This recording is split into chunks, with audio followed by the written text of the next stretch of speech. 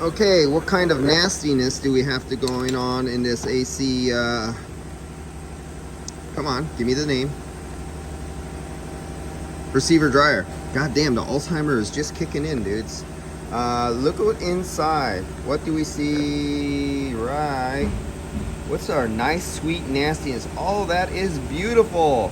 Yes, moisture contamination. Let's plug up an expansion valve. So I scratched off the paint, and usually when guys check AC, they scratch off the paint. So this was factory, and the paint was still over the eye. I just scratched it off so I could put light in there.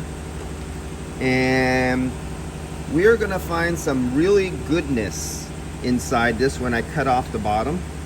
So I'm gonna cut off the bottom and show you what I find. And this is what I've always, now this, my dad taught me this stuff back in the 70s and early 80s. When I started, it was the late 70s when my dad started me out. So I'm going to show you what my dad showed me. He made me cut every part apart. He would bring parts home into the garage for me to take apart and tear down.